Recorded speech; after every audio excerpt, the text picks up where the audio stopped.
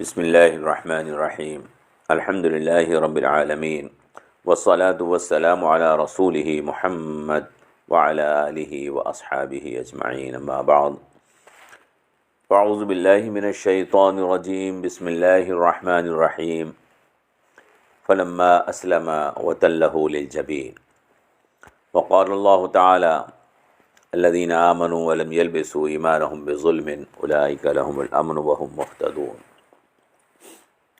صدق اللہ العظیم۔ محترم حضرات، آج ہم آپ کے سامنے اسلام اور ایمان کے بارے میں کچھ ضروری بات عرض کریں گے۔ ہم نے آج قرآن کریم کی 2 آیات تلاوت کی ہیں۔ ایک آیت میں اللہ تبارک و تعالی حضرت ابراہیم علیہ السلام اور حضرت اسماعیل علیہ السلام کے بارے میں فرما رہا ہے، فلما اسلما، جب وہ دونوں مسلمان ہو گئے، جب وہ دونوں فرما برداری اور اطاعت کے لیے تیار ہو گئے۔ وَتَلَّهُ لِلْجَبِينِ، اور اس نے پیشانی کے بل زمین پر پٹک دیا۔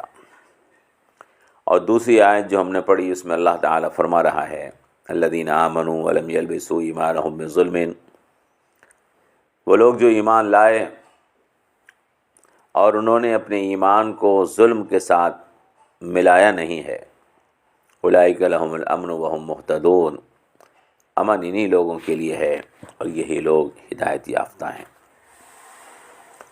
محترم حضرات اور عزیز بہنوں، اسلام امن کا مذہب ہے، اور اسلام کا مطلب ہی سلامتی ہے۔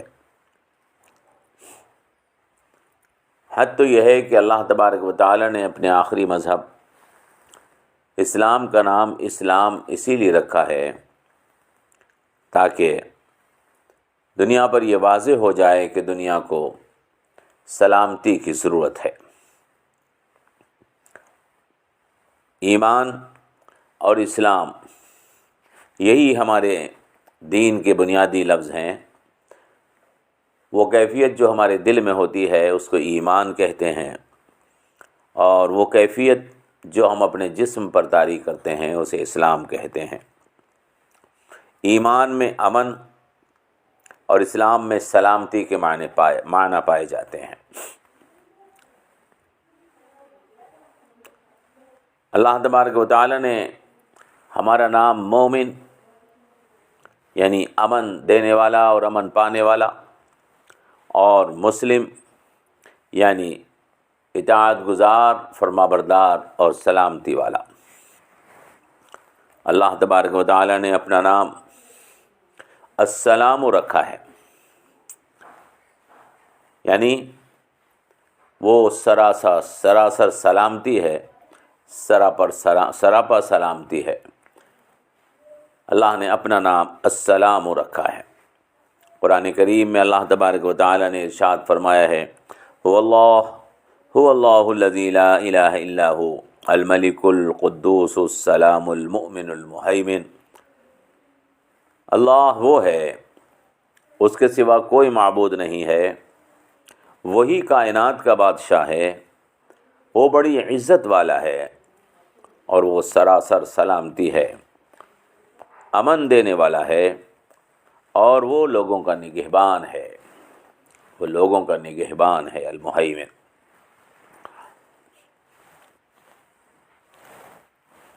اللہ کے رسول صلی اللہ تعالی علیہ وسلم دعا مانگا کرتے تھے، اور آپ نے اس دعا کی تلقین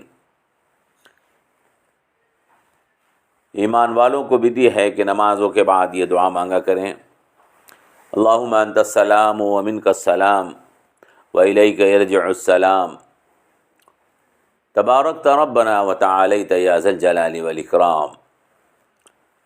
اے اللہ، تو ہی سلامتی ہے اور تیری ہی طرف سے سلامتی اور سکون حاصل ہونے والا ہے، اور سلامتی تیری ہی طرف واپس پلٹنے والی ہے۔ اے ہمارے پروردگار، تیری ذات بڑی بابرکت اور عظمت والی ہے، اور تو بڑی عزت والا ہے۔ مسلمان جب آپس میں ملتے ہیں تو ایک دوسرے کو السلام علیکم ورحمۃ اللہ کہتے ہیں، یہ بھی ایک دعا ہے، تمہارے اوپر اللہ کی سلامتی ہو اور تمہارے اوپر اللہ کی مہربانی ہو، السلام علیکم ورحمۃ اللہ۔ اور اس کا جواب بھی مسلمان دوسرے کو دیتا ہے تو یہی دیتا ہے، وعلیکم السلام ورحمۃ اللہ، تمہارے اوپر اللہ کی سلامتی ہو، اللہ تمہیں اپنی نگہبانی میں رکھے، اپنی حفاظت میں رکھے، اور اللہ کی رحمت اور اس کی مہربانی تمہارے اوپر نازل ہو۔ الغرض یہ کہ اسلام نام ہی اس مذہب کا ہے جو انسانوں کو اور تمام دنیا کے انسانوں کو امن اور سلامتی دینا چاہتا ہے، اور جو کوئی بھی اسلام کے حلقے میں آ جاتا ہے گویا اللہ تبارک و تعالیٰ کی طرف سے اس سے وعدہ ہے کہ وہ دنیا میں بھی امن اور سلامتی میں رہے گا اور آخرت میں بھی وہ امن اور سلامتی میں رہے گا۔ پیغمبر جو دنیا میں تشریف لاتے ہیں ان کی آمد کا مقصد ہی دنیا کو امن اور سلامتی دینا ہے۔ قرآن کریم میں اللہ تبارک و تعالیٰ نے ارشاد فرمایا ہے، واللہ یدعو الی دار السلام ویہدی من یشاء الی صراط مستقیم، اللہ تمہیں سلامتی کے گھر کی طرف دعوت دیتا ہے، اللہ تمہیں سلامتی کے گھر کی طرف دعوت دیتا ہے، اور اللہ جس کو چاہتا ہے سیدھا راستہ دکھا دیتا ہے۔ اللہ نے جتنے بھی رسول اور نبی زمین پر بھیجے ہیں وہ سب کے سب رسول اور نبی دنیا میں اسی لیے تشریف لائے تاکہ دنیا کے اندر سے بدامنی اور بے سکونی ختم ہو جائے اور دنیا میں امن اور سلامتی پیدا ہو جائے، معاشرے کے اندر پھیلی ہوئی بدامنیاں، فسادات اور گناہ ختم ہو جائیں۔ گناہ جتنا زیادہ دنیا کے اندر پھیلے گا اتنی ہی زیادہ بدامنی اور بدسکونی دنیا کے اندر عام ہوگی، اور گناہ سے جتنی بھی زیادہ نفرت انسانوں کے دل میں پیدا ہوگی اتنا ہی دنیا میں امن اور سکون پیدا ہوگا۔ قرآن کریم کی جو آیت مبارکہ ہم نے پڑھی، الذین آمنوا ولم یلبسوا ایمانہم بظلم، جو لوگ ایمان لائے اور انہوں نے اپنے ایمان کو ظلم کے ساتھ نہیں ملایا۔ یہ آیت پاک اس سلسلے میں بالکل واضح ہے، یہ آیت مبارکہ اس بارے میں بالکل واضح ہے کہ ایمان والا ہر قسم کے ظلم سے اپنے آپ کو دور رکھتا ہے۔ حضرت ابراہیم علیہ السلام کی مثال ہمارے سامنے ہے۔ حضرت ابراہیم علیہ السلام جن کے لیے ہم نے فلما اسلما وتلہ للجبین، اللہ تبارک و تعالی نے سب سے پہلا نام اسلام اور مسلمان کا وہ حضرت ابراہیم علیہ السلام کو عطا کیا۔ حضرت ابراہیم علیہ السلام اس زمین کے اوپر پہلے مسلم تھے، وَأَنَا أَوَّلُ الْمُسْلِمِينَ۔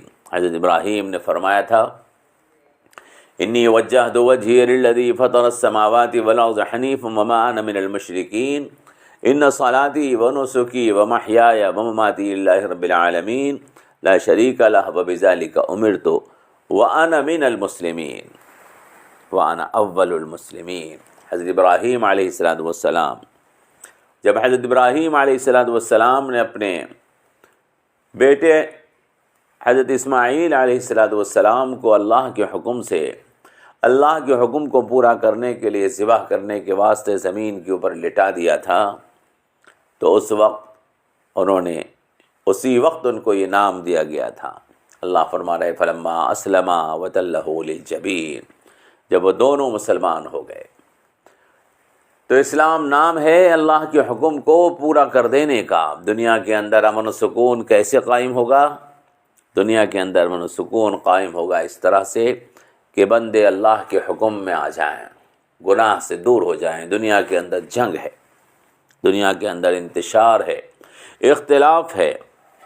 یہ جنگ اور اختلاف اور یہ انتشار دنیا کے اندر اس لیے ہے کہ ہر کوئی اپنی بڑائی چاہتا ہے، ہر کوئی اپنی عظمت چاہتا ہے دنیا کے اندر، لیکن جو بندہ یہ اقرار کر لیتا ہے کہ اللہ صرف وہ بڑا ہے، اللہ اکبر، اللہ صرف وہی بڑا ہے، تکبر اس کے دل سے دور ہو جاتا ہے۔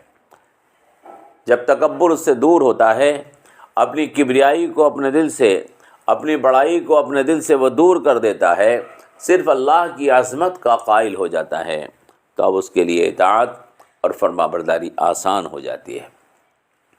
آج دنیا کے اندر سب سے بڑا المیہ اور سب سے بڑا دکھ یہی ہے کہ ہر کوئی اپنی بڑائی چاہتا ہے۔ شرک بھی ان گناہوں میں سے ایک گناہ ہے کہ جو انسانوں کے دلوں کے اندر تکبر پیدا کرتی ہے۔ اللہ کے غیر کو بڑا مانا جائے اور اس کی کبریائی کے لیے لڑا جائے تو قوموں کے اندر انتشار پیدا ہوتا ہے، اختلاف پیدا ہوتا ہے، اور اگر سب کی کبریائی کو ختم کر دیا جائے، ایک ہی صف میں کھڑے ہو گئے محمود و ایاز، نہ کوئی بندہ رہا اور نہ کوئی بندہ نواز۔ جب سب ایک صف میں آ جاتے ہیں، بادشاہ ہو یا غلام، وہ سب کے سب ایک اللہ کے سامنے کندھے سے کندھا ملا کر سر جھکاتے ہیں اور یہ بتا دیتے ہیں کہ ہم سب درجوں میں برابر ہیں، بڑا صرف اللہ ہے۔ ہمارے دلوں کے اندر کبریائی صرف اللہ کی ہے تو دنیا میں امن قائم ہو جاتا ہے، سکون قائم ہو جاتا ہے، ہر کوئی دوسرے سے محفوظ ہو جاتا ہے، ہر شر سے محفوظ ہو جاتا ہے۔ حضرت ابراہیم علیہ السلام اور جناب رسول اکرم صلی اللہ تعالی علیہ وسلم کی زندگی اس چیز کے لیے مثال ہے۔ حضرت ابراہیم علیہ السلام کا شہر مکہ، جہاں پر انہوں نے خانہ کعبہ کو تعمیر کیا، اور وہی شہر ہے جناب محمد رسول اللہ صلی اللہ تعالی علیہ وسلم کے لیے کہ جہاں وہ آپ پیدا ہوئے۔ اللہ تبارک و تعالی نے قرآن کریم کے اندر اس شہر کی قسم کھائی ہے، لا اقسم بهذا البلد وانت حل بهذا البلد ووالد وما ولد، قسم کھاتا ہوں میں، لا اقسم بهذا البلد، نہیں، میں قسم کھاتا ہوں اس شہر کی، اس شہر کے امن کی۔ اللہ تبارک و تعالی نے هذا البلد الامین قرآن کریم میں اس شہر کو کہا ہے اور اس کی قسم کھائی ہے۔ اس شہر میں جناب محمد رسول اللہ نے آواز لگائی تھی کہ شرک دنیا کو انتشار میں مبتلا کر دے گا، شرک تکبر پیدا کرتا ہے، لہذا شرک کو دنیا سے ختم ہونا چاہیے اور توحید اور اللہ کی کبریائی کا اعلان ہونا چاہیے۔ تو وہ شہر جناب محمد رسول اللہ کا دشمن ہو گیا تھا، وَأَنْتَ حِلٌّ بِهَذَا الْبَلَدِ، اور آپ کو اس شہر کے اندر ہر گناہ کے لیے جائز بنا لیا گیا ہے۔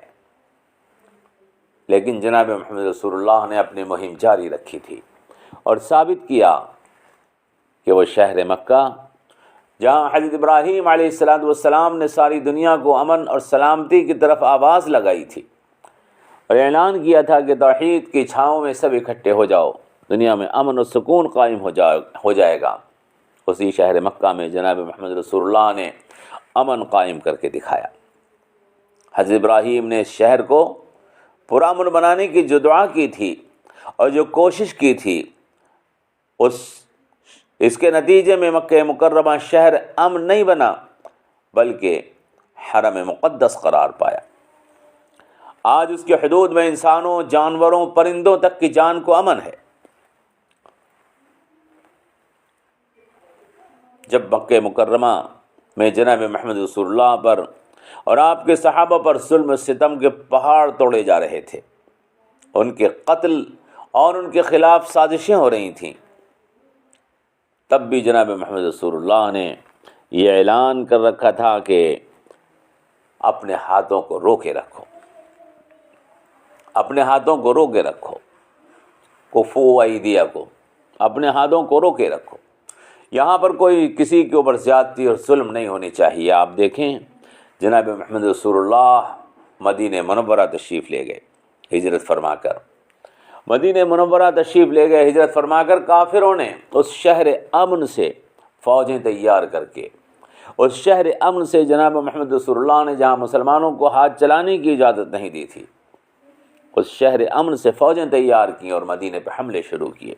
اللہ کے رسول نے مدینہ کی حدود میں ان کا مقابلہ کیا اور ثابت کیا کہ امن ہی دنیا کے لیے بہتر ہے، اور اس شہر کو فتح کیا، اور پھر اس شہر کو، مدینے کو بھی اللہ کے رسول صلی اللہ علیہ وسلم نے حرم قرار دے دیا۔ انبیاء علیہم السلام دنیا کے اندر تشریف لائے ہیں دنیا میں امن قائم کرنے کے لیے۔ اللہ کے رسول صلی اللہ علیہ وسلم نے حدیث پاک میں ارشاد فرمایا کہ المسلم من سلم المسلمون من لسانہ ویدہ، مسلمان تو صرف وہ ہے کہ جس سے دوسرے امن پسند لوگ اس کے ہاتھ سے اور اس کی زبان سے محفوظ رہیں۔ مسلمان کسی کے اوپر جارحیت نہیں کرتا، کسی کے اوپر حملہ نہیں کرتا، کسی کے اوپر ظلم اور زیادتی نہیں کرتا۔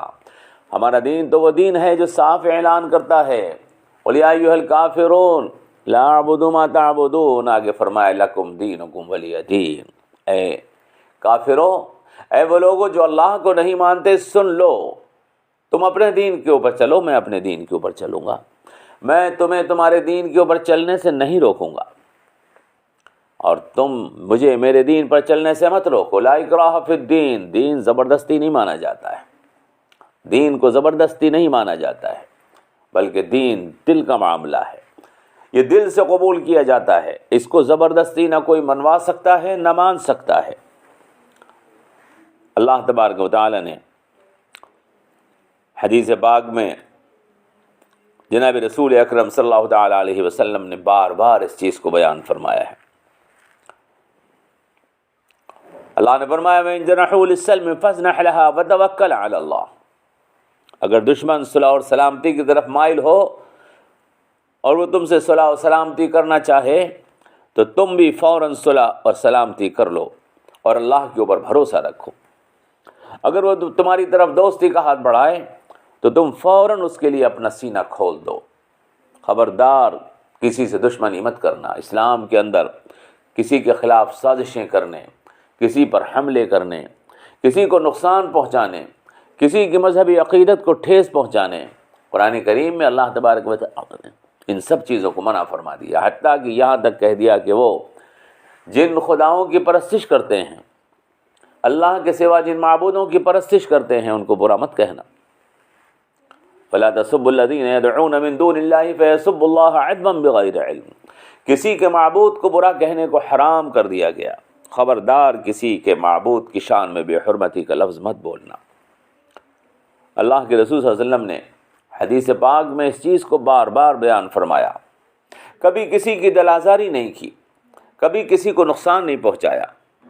ناحق کو ستانا، کسی پر ظلم کرنا، کسی کی جان لینا، کسی کو گالی بکنا، کسی کی توہین کرنا، کسی بے حرمتی کرنا، کسی کے حق پر ڈاکہ ڈالنا، یہ سخت گناہ ہیں۔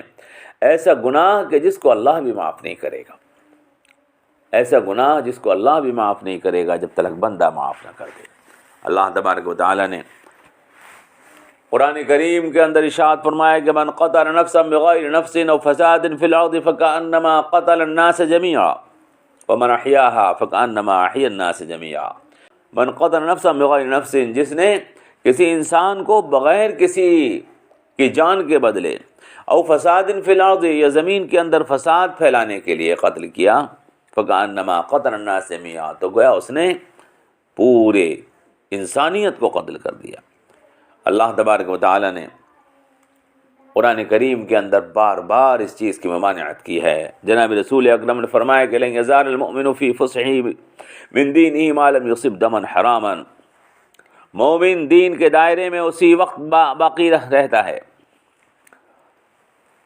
مومن دین کے دائرے میں، لن یزال المؤمن فی فسحۃ من دینہ، مومن دین کے دائرے میں بس اسی وقت تک باقی رہتا ہے جب تک وہ کسی کا ناحق قتل نہیں کرتا اور کسی پر ناحق ظلم نہیں کرتا۔ اسلام میں باقی رہنے کے لیے ضروری یہ ہے، اگر آدمی مومن ہے اور اپنے ایمان کا دعوے دار ہے تو اس کے لیے لازم ہے کہ وہ کسی کے اوپر ظلم نہ کرے، کسی کا حق نہ مارے، کسی پر زیادتی نہ کرے، کسی کے خلاف سازش نہ کرے۔ اسلام سازش نہ کرتا ہے نہ سازش کو پسند کرتا ہے۔ جس طرح انسانوں کا خون بہانا جرم ہے، اسی طرح مجرموں کا بدلہ کسی معصوم سے لینا بھی جرم ہے۔ اسلام اس چیز کو بھی قطعاً حرام قرار دیتا ہے کہ گناہ کسی اور نے کیا اور سزا اس کی کسی اور کو دی جائے۔ جس نے گناہ کیا ہے اگر سزا دینی ہے تو اسی کو دی جائے، اور جس نے گناہ نہیں کیا سزا اس کو دیے جانا، یہ اپنے آپ بہت بڑا پاپ اور گناہ ہے۔ جو قومیں انسانوں کے خون کا احترام کرتی ہیں، جو گناہوں سے نفرت کرتی ہیں، اگر کسی نے گناہ کیا ہے تو اس کا مطلب یہ نہیں ہے کہ آپ کے لیے گناہ جائز ہو گیا۔ اگر کسی نے کسی پر ظلم کیا ہے تو اس کا مطلب یہ نہیں ہے کہ آپ کو کسی معصوم کو دکھ دینا جائز ہو گیا۔ اسلام نے بلکہ جس نے آپ کو دکھ دیا ہے اس کے لیے معافی کا درجہ رکھا ہے۔ اگر انتقام لیا جائے گا تو صرف اسی سے لیا جائے گا، اور اگر اس کو بھی معاف کیا جائے تو اس کے لیے بھی اجر ہے۔ آج زمانے میں یہ برائی پھیل چکی ہے کہ معصوموں پر حملے ہوتے ہیں، یہ بزدلی ہے، یہ ظلم ہے، یہ گناہ ہے۔ دنیا کا کوئی مذہب کسی گناہ کی اجازت نہیں دیتا۔ اگر آدمی اپنے مذہب کو ماننے والا ہے تو اس کا خدا اس بات کی اجازت نہیں دیتا کہ وہ معصوموں کے اوپر ظلم ڈھائے، وہ معصوموں کی عزت کے ساتھ کھلواڑ کرے۔ اور اگر اس کا خدا اس بات کی اجازت دیتا ہے کہ جس خدا نے انسانوں کو پیدا کیا ہے، جس نے پوری کائنات کو پیدا کیا ہے، ان انسانوں کو قتل کر دیا جائے تو وہ خدا نہیں ہے بلکہ وہ دشمن ہے۔ اگر کسی کا خدا اس بات کی اجازت دیتا ہے تو یہ خدائی نہیں ہے بلکہ دشمنی ہے۔ خدائی یہ ہے کہ انسانوں کو جس خدا نے پیدا کیا ہے ان کے ساتھ ہمدردی کی جائے۔ العیال خلق اللہ، حدیث پاک میں جناب رسول اکرم صلی اللہ تعالی علیہ وسلم نے ارشاد فرمایا ہے کہ ساری کی ساری اللہ کی مخلوق وہ سب خدا کا خاندان ہے،